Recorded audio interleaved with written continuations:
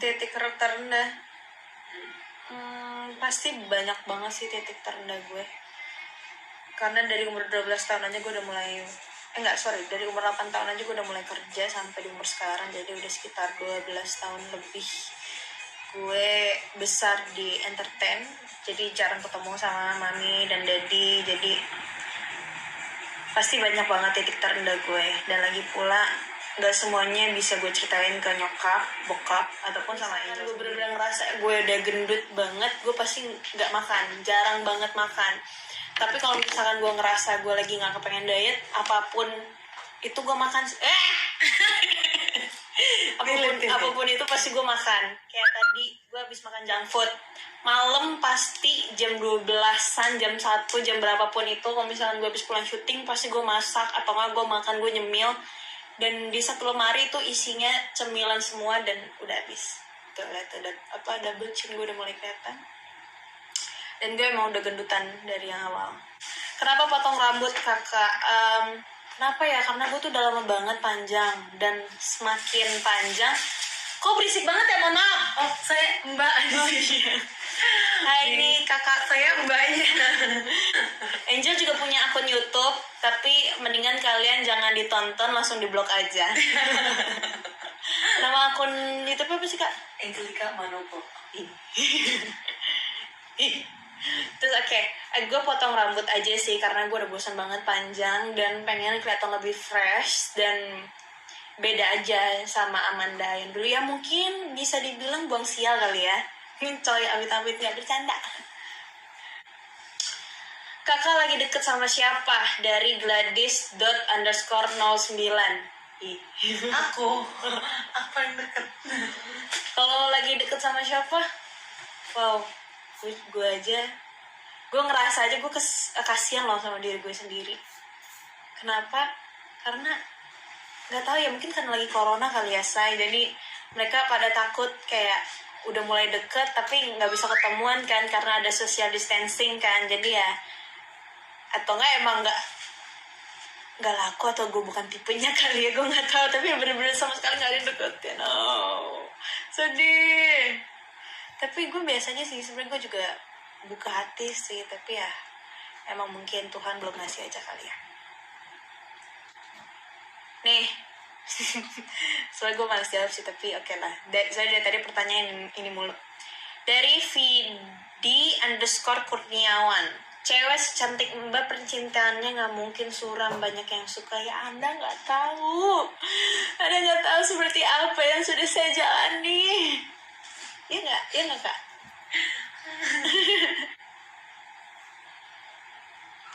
Gak penting kan nih YouTube-nya. Apaan sih? Mau. Kenapa malu? Kan Q&A. Takut. Kenapa takut? Collab sama Bang Billy, Kak. Gimana, Kak? Boleh sih. Bang Billy mau nggak? Billynya mau nggak? Lebih nyaman rambut pendek or panjang? Aku anaknya sih apa aja nyaman sih. Apalagi aku suka bikin orang nyaman. Ya! Bercanda, geng. Terus udah krik. Indah Lestari Prasetya. Kak coba nyablak ngomelin cewek kegatelan. Wow. Gue tipenya kalau misalkan itu perempuan udah ketahuan misalkan sama pasangan gue orangnya tuh nggak bisa marah. Gue cuma paling nanya kenapa bisa kayak gitu atau apa segala macam. Dan lagi pula menurut gue perselingkuhan gitu atau misalkan ada orang ketiga, ya jangan nyalahin dua belah pihak aja. Lu juga harus nyalain diri lu sendiri. Berarti ada namanya kekurangan yang ngebuat dia mencari gitu loh.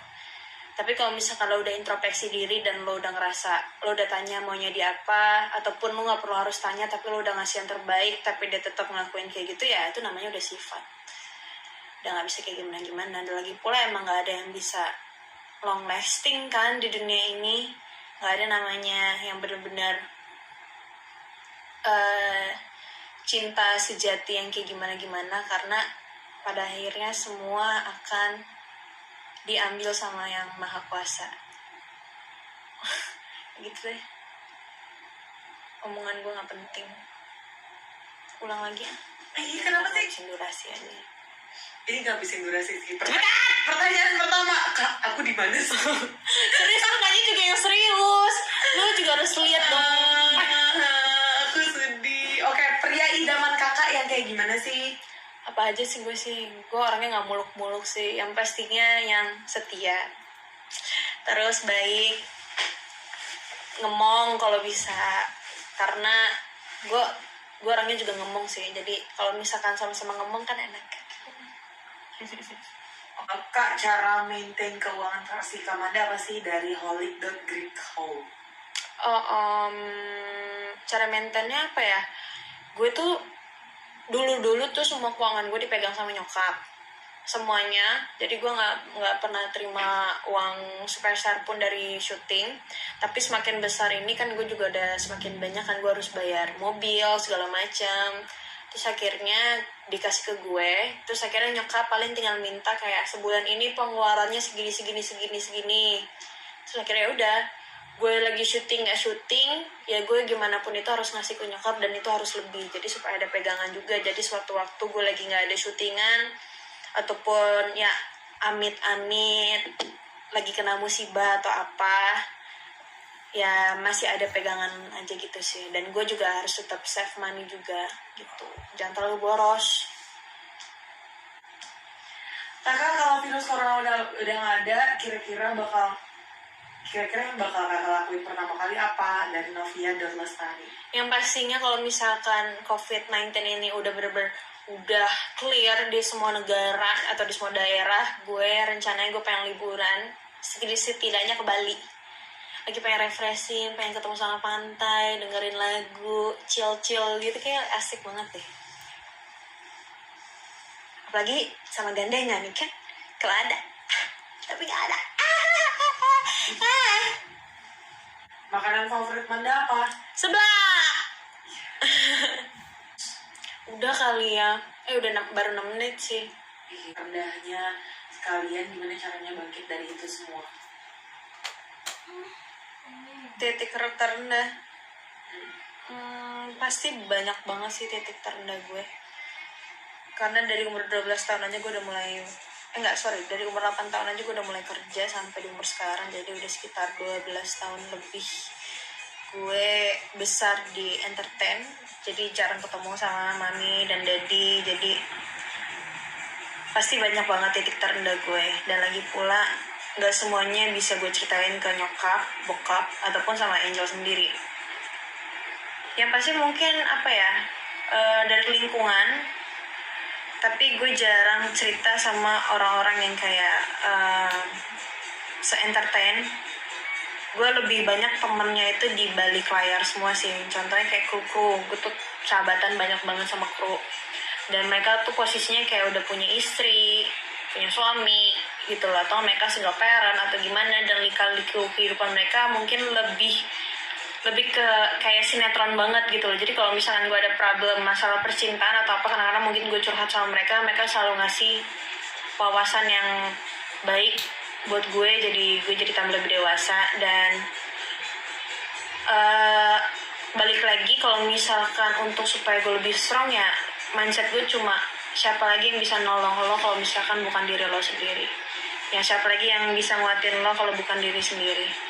Jadi jangan terlalu mencintai atau jangan terlalu berlebihan atas apapun itu. Dan lebih untuk mencintai diri sendiri. Karena lo tahu kok lo dan setiap orang itu punya batasan. Terus apa cita-cita kakak yang dari dulu belum pernah terwujud dan bener-bener pengen terwujud? Gue gak punya cita-cita cuy. Sumpah. Gue dari dulu gue gak ada cita-cita. Paling kayak cuma omongan pengen jadi dokter, tapi nggak ada niatan. Gue nggak tahu cita-cita gue apa, gue cuma jalanin aja gitu. Kalau dapet ya bagus, kalau nggak dapet ya udah jalanin kayak air gitu loh. Asik banget sih. Udah ya, udah kali ya say pertanyaannya. Bentar.